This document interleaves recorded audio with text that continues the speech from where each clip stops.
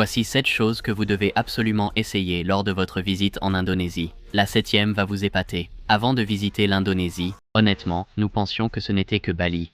Et je sais que certains Indonésiens qui regardent en ce moment sont probablement déjà agacés de m'entendre dire ça, mais c'est exactement ce que la plupart des étrangers pensent.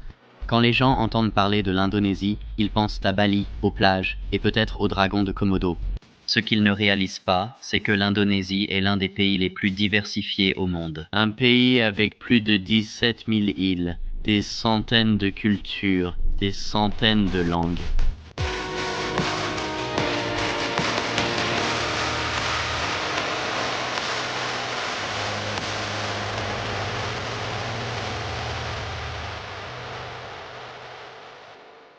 Des temples anciens, des villes modernes, des jungles sauvages, des volcans actifs, certains des plus beaux voyages en train que nous ayons jamais vécus.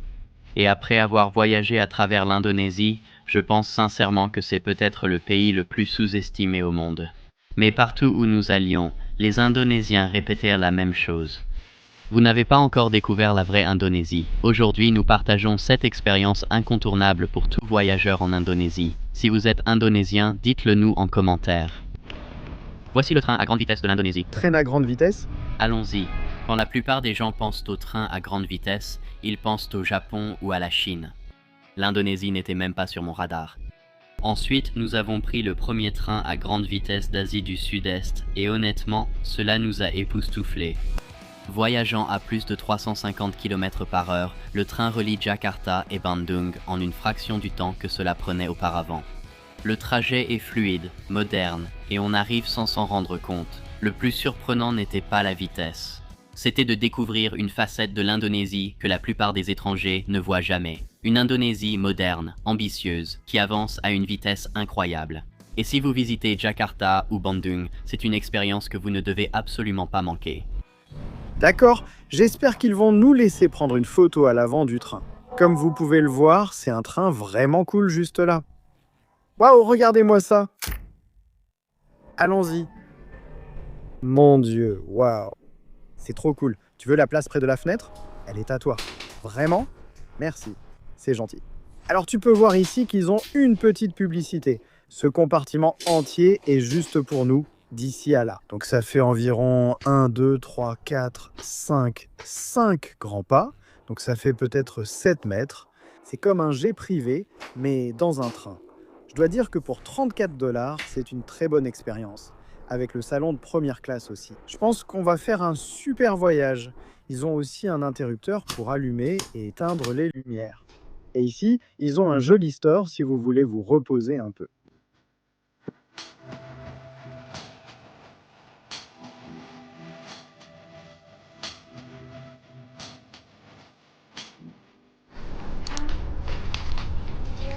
Merci.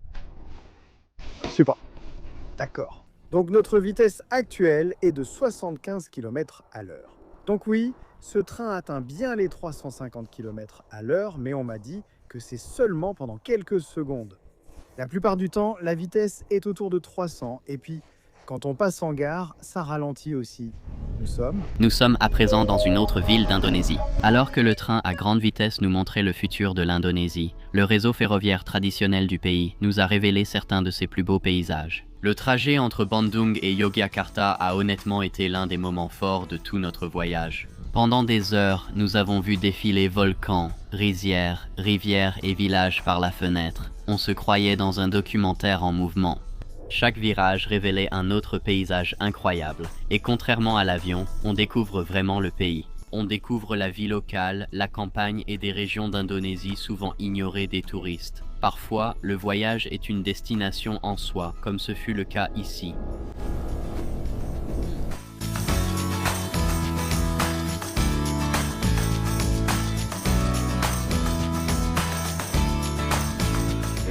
J'adore ça. On ne voit cela qu'en Indonésie. La plupart des voyageurs évitent Jakarta. Et honnêtement, après y être allé, je pense que c'est l'une des plus grandes erreurs que les gens font en voyageant en Indonésie. La ville a complètement brisé tous les stéréotypes que nous avions. Au lieu du chaos, nous avons découvert une ville moderne, remplie de gratte-ciel, une cuisine incroyable, d'immenses centres commerciaux et certaines des personnes les plus sympathiques que nous ayons rencontrées en Asie. Salamat po ou salut et bonjour les gars de... Du magnifique pays d'Indonésie. Première étape, la vieille ville. Je me dis pourquoi ne pas monter dans ce super camion. Ce n'était pas prévu, mais allons-y simplement. Allons-y, d'accord. Salamat pagi. Nous allons ici. Combien? Non, c'est trop loin. Je pense que c'est trop loin. Je pense que c'est trop loin pour lui, donc pas de problème. On va commander un Gojek, c'est comme leur version d'Uber ici. D'accord? On vient d'avoir un chauffeur. Le prix était d'1,50$ ou 20 000 roupies indonésiennes, ce qui est un très bon prix. 1,50$ pour un trajet de 15 minutes. C'est vraiment abordable, les gars. Au fait, c'est l'hôtel où nous séjournons. Ça s'appelle Hôtel Millenia ou quelque chose comme ça. Hôtel Millenia ou quelque chose comme ça. Mais bon, attendons notre Gojek. Alors les gars, cette voiture-là est à nous. Bonjour, bon après-midi. Bonjour, comment allez-vous? Je vais bien, oui je vais bien. Comment tu t'appelles? Je m'appelle Rachid Danaprianto, sympa. Open the door and close. Ok.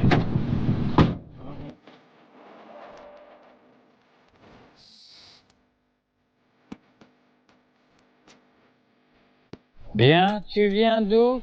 Australie? Quand tu veux, oui. Sydney. Pas l'Indonésie. Elle vient du Népal. Kathmandu. Namasté. Népal. On parle du Népal. C'est un peu pareil que le Tibet. Oui, comme le Tibet. J'étais à Lhasa. C'est un écureuil. Waouh, Ensuite, je suis aussi allé dans la partie ouest de l'Australie. waouh, vraiment? Fremantle, d'accord. Nous sommes allés à un séminaire au musée maritime. Waouh, sympa.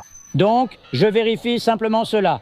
Toute la communauté à qui nous avons donné une autorisation. Oui, pour qu'ils puissent avoir l'ancienne activité dans notre vieille ville. D'accord. Nous avons relié l'histoire à la vieille ville. Waouh, tu vois ça? Oui, Alieda Van Vliet, c'est la secrétaire de l'un des gouverneurs généraux néerlandais. Waouh, voilà. D'accord, cool. Oui, prenons une photo. Je pense qu'elle va te donner des fleurs. Merci. D'accord, prêt? 1, 2, 3. D'accord, merci beaucoup. Merci. Merci. Merci. Passez une bonne journée. Eh bien, ravi de vous rencontrer. Comment vous appelez-vous? Daniel, Daniel. Ravi de vous rencontrer. Je suis Jack et Sophiator. Passez une bonne journée. Oui, passez une bonne journée. Au revoir. Au revoir. Waouh, super. Les gens ici sont tellement sympathiques. Combien dois-je payer? 20? Oui, vous avez de la monnaie? Ouais. Oui, d'accord. Je peux le tenir? Oui. Oui. Oui. C'est un crocodile, non? Oui. Mon Dieu. D'accord. Waouh, les gars. Je n'ai jamais tenu un crocodile de ma vie. Mon Dieu. C'est fou. Ici, nous avons une église vieille de 124 ans. Oui, donc celle-ci a été construite par les Néerlandais en 1901. Les arrivées tard dans la nuit peuvent être très différentes pour Sophia et moi, sachant que nous sommes toujours joignables, parce que ce n'est pas toujours une question de carte ou de réservation de transport. Il s'agit de toujours pouvoir rester en contact, même si les plans changent ou si quelque chose ne va pas. C'est pourquoi les appels, les SMS et les forfaits de données de Nomad ECM sont importants. C'est entièrement numérique. Facile à configurer et ils s'activent dès que vous atterrissez dans un pays. Donc, même dans des endroits inconnus, vous ne dépendez pas entièrement de réseaux Wi-Fi instables pour rester en contact avec votre famille ou vos amis. C'est particulièrement utile lorsque vous voyagez seul ou tard le soir, pour plus de tranquillité d'esprit. Pour l'instant, ces forfaits d'appel et de SMS ne sont disponibles qu'au Royaume-Uni, mais Nomad ECM travaille à les étendre à d'autres pays prochainement. Et en parlant d'autres pays, Nomad propose des forfaits de données dans plus de 200 destinations à travers le monde. Ainsi, vous pouvez rester connecté à Internet où que vos voyages vous mènent. Donc, si vous souhaitez utiliser Nomad ECM lors de vos voyages, utilisez notre code ci-dessous, JACK92CV, pour bénéficier d'une petite réduction sur votre prochain achat. D'accord, maintenant, retour à la vidéo. Je ne pense pas que le public puisse y aller. Au-delà de ces portes, il y a un service religieux en cours. Il faut passer la sécurité et s'enregistrer. Mais on le voit clairement d'ici à l'arrière, c'est vraiment magnifique.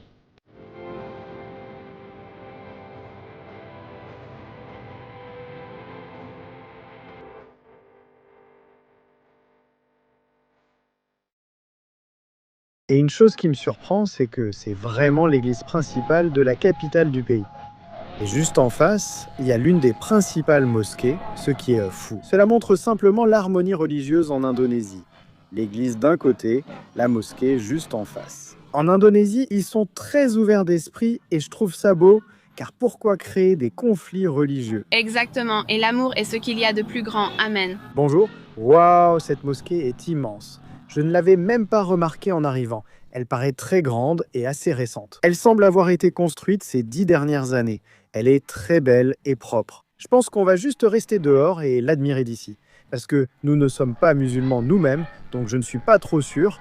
Mais oui, si vous savez si on peut entrer, dites-le nous dans les commentaires. Salut, bonjour. Justement à ce sujet, tout le monde est tellement sympa. C'est étonnamment chaleureux. Je ne m'attendais pas à ce que tout le monde soit aussi accueillant. Les Indonésiens sont vraiment des gens magnifiques.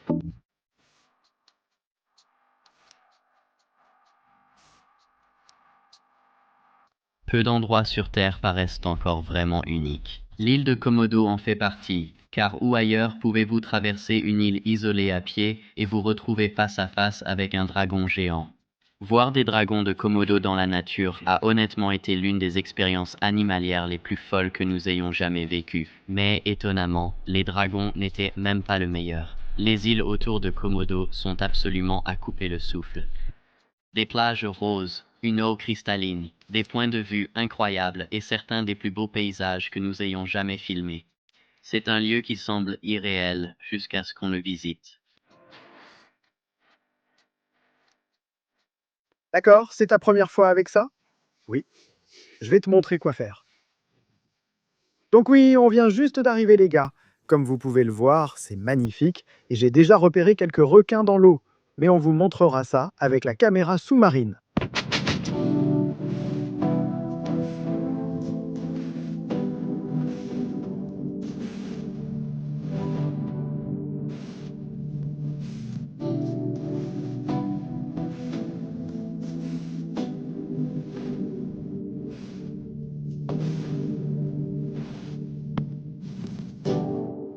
D'accord, alors qu'est-ce qui s'est passé? Enfin, j'ai pu nager.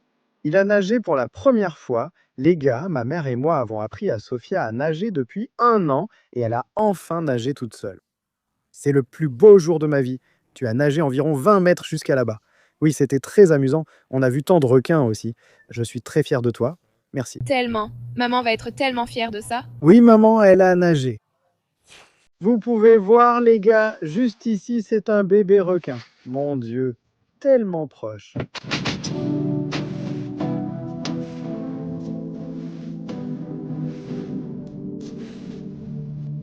Les gars, je ne m'en étais pas rendu compte, mais quand j'explorais, en prenant quelques photos, je viens de réaliser qu'il y a toute une petite plage juste ici. Waouh, c'est trop cool, non? Waouh, allons-y.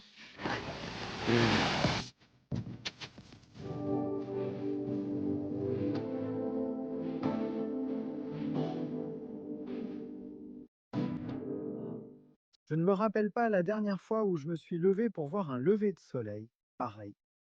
Donc ce n'est pas quelqu'un du matin. Ouais, on n'est pas des gens du matin, on est plutôt des gens du coucher de soleil. Ouais, ouais. C'est magnifique.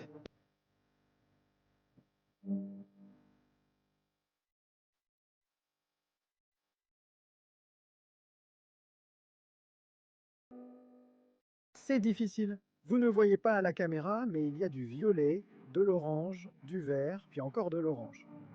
C'est magnifique. Le violet vire au rose. Ouais. Et maintenant, on peut voir le reste des montagnes et tout le reste maintenant que la lumière apparaît. Même ici en bas, il y a aussi une belle petite baie avec du sable noir. C'est tellement beau. Et on peut aussi voir toutes les personnes qui montent. Il y a tellement de bateaux différents, de groupes différents, mais on a tout cet endroit pour nous tout seuls. Pas mal du tout.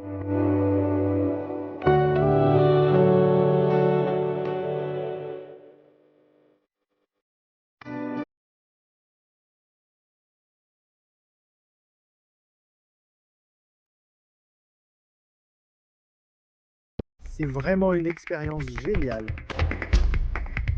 D'accord? On entre dans la forêt. Donc juste après que ces gars soient partis, celui-ci est maintenant arrivé. Elle prend toutes les bananes et s'enfuit car le grand mâle alpha arrive.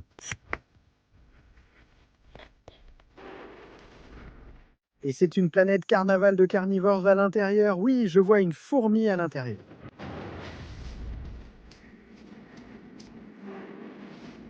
D'accord, donc nous venons de passer devant notre première maison locale. Ce bruit est tellement drôle.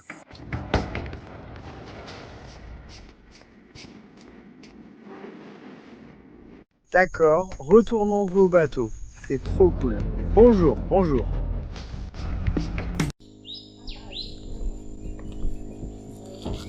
D'accord, bonjour les gars. Il est maintenant 6 h du matin, bonjour. Orang-outan. Là-bas. Notre guide disait justement qu'il y a un orang-outan juste ici. Vous pouvez le voir dans l'arbre, son dos est tourné de l'autre côté. C'est trop cool. D'accord, nous avons maintenant démarré les moteurs et il est temps de partir. Nous retirons l'ancre qui n'est en fait qu'un bidon rempli d'eau. Tu as hâte de vivre une nouvelle journée d'aventure? Je suis tellement excité. Plus d'orangs-outans, plus de singes, plus de beaux oiseaux.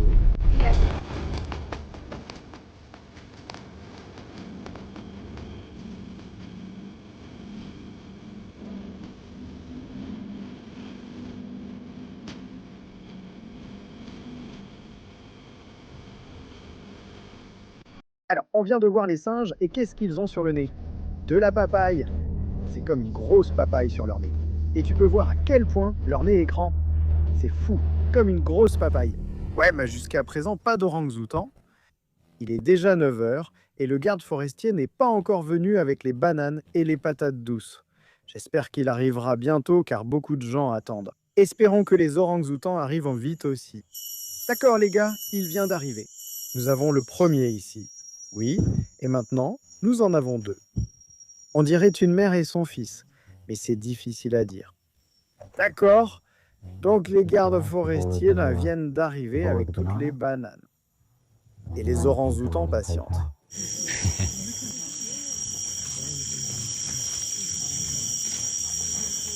Et les voilà. Maintenant, ils vont commencer à manger. And the funny thing is actually like to put their back towards us.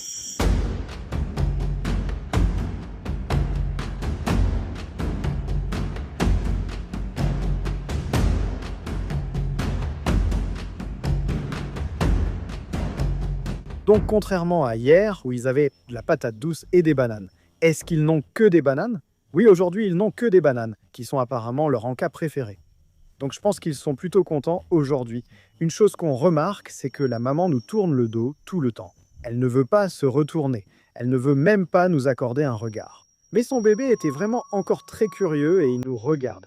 Il observe les visages humains, alors que la maman a vu tellement d'humains dans sa vie, ça ne l'intéresse pas.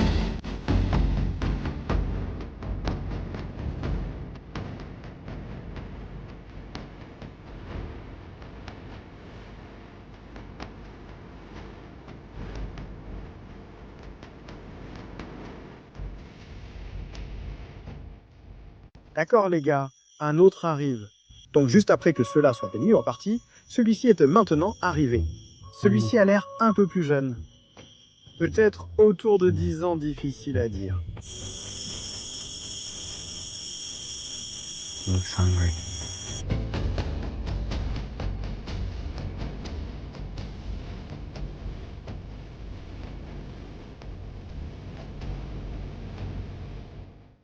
Donc elle prend toutes les bananes en ce moment et elle va s'enfuir parce que le grand mâle alpha arrive.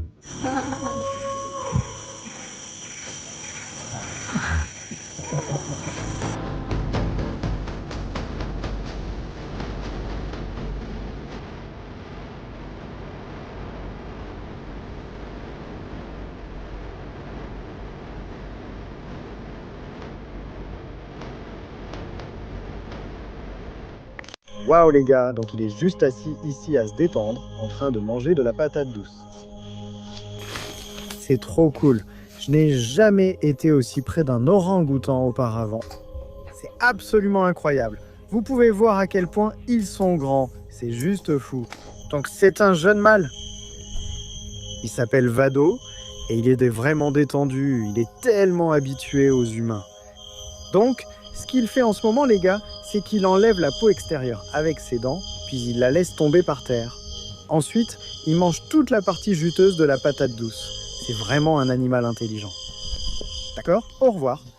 Yogyakarta vous montre son âme. Cette ville avait une atmosphère totalement différente de tous les autres endroits que nous avons visités. Les temples sont tout simplement incroyables. Le rythme est plus lent, la culture est plus présente, et l'histoire est partout où l'on regarde. En étant à l'intérieur de Borobudur et Prambanan, il était difficile de croire que ces lieux ne reçoivent pas la même attention que beaucoup des monuments les plus célèbres du monde. Mais ce qui m'a vraiment marqué, ce n'était pas seulement les temples, c'était les gens, la nourriture, l'atmosphère, ce sentiment que les traditions sont encore bien vivantes ici. Si vous voulez comprendre l'Indonésie au-delà des brochures touristiques, c'est ici que vous devez venir. Bienvenue à Prambanan.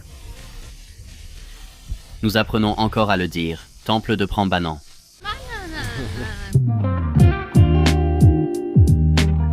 Bienvenue à Prambanan.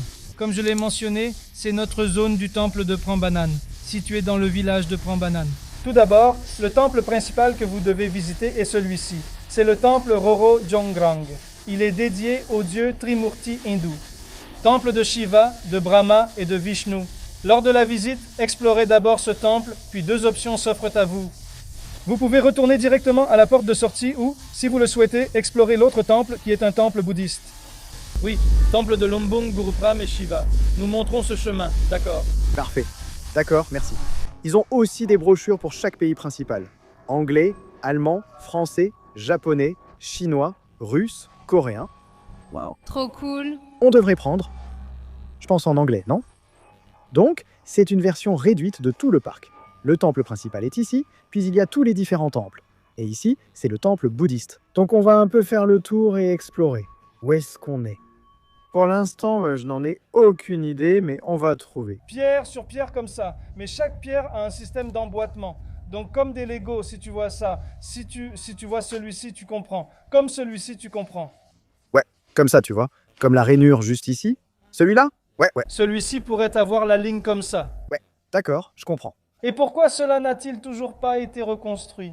Parce que l'UNESCO et l'officier ici, ils ont du mal à trouver la bonne réponse dans le système. Donc le nouveau temple, tu vois, la pierre d'origine vient de la pierre de lave, c'est vraiment sombre. Mais si tu regardes le temple, il y a beaucoup de couleurs, comme du noir et puis un peu de blanc. Celle qui est blanche, c'est la nouvelle. La nouvelle, oui. Je comprends. Ils ont cherché la bonne personne sans la trouver. Oui, je vois. D'accord, donc nous voilà au temple. Waouh, époustouflant, tellement beau. C'est tellement beau. Ouais, absolument incroyable. Alors entrons et explorons. D'accord, allons-y. D'accord, donc juste ici derrière moi, ce sont en fait les pierres imbriquées dont notre guide parlait. Il est revenu à la voiture, nous avons du temps pour explorer seul. C'est incroyable de penser que cela a été construit au 8e siècle. Oui, c'est incroyable. Mais notre guide disait qu'on ne pourrait vraiment pas reconstruire ce genre de choses à nouveau, surtout avec la même pierre. Oui, n'est-ce pas? Donc toutes ces pierres ici, elles s'emboîtent les unes dans les autres. Donc on peut voir toutes les rainures. C'est un peu comme des Legos et c'est comme ça qu'elles peuvent rester aussi droites et hautes. Ce qui est vraiment cool. Donc, c'est le vrai Lego dans la vie réelle? Oui, mais tu as raison, avoir construit tout ça au 8e siècle alors qu'ils avaient une technologie aussi limitée. Oui, c'est ce que je pense. Et maintenant, c'est comme, qu'est-ce que c'est? Presque 1200 ans depuis. C'est fou, toujours debout. Oui, encore debout aujourd'hui. Ils ont beaucoup restauré ce lieu, on en parlera bientôt, c'est vraiment génial. Maintenant, l'ambiance devient animée et il y a aussi des élèves derrière nous. C'est une attraction assez célèbre ici. Donc vous pouvez voir ici que nous sommes à l'un des principaux temples au centre. Et celui-ci, il l'appelle en fait le temple de Shiva, et puis l'autre. Je pense que c'est Brahma, Vishnu et Shiva. Ils disent que Shiva est le créateur, non? Donc il était au centre. Je trouve que c'est bien, non? Je pensais que Shiva était le dieu principal, n'est-ce pas? Brahma, Vishnu, Shiva, ça... Je ne sais pas. Eh bien, je suis presque sûr que notre guide disait que Shiva était au milieu, puis Vishnu était ici et Brahma était de l'autre côté. Alors, une chose que je veux vous montrer, c'est que vous pouvez voir ici les pierres qui sont de couleur plus claire. Ce sont en fait de nouvelles pierres qui ont été taillées dans le temple et les autres sont vraiment anciennes. Comme de cette couleur-là, tout ça, c'est d'origine.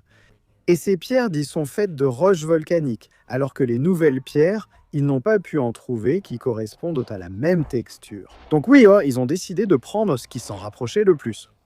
Mais vous pouvez voir ici, comme celle-ci, cette pierre d'angle est un morceau vraiment ancien. C'est super intéressant de voir comment ils ont fait ça, et vous pouvez voir ces vieilles pierres noires ici, puis vous avez une nouvelle pierre de couleur claire ici, qui est la nouvelle pierre utilisée pour restaurer le bâtiment.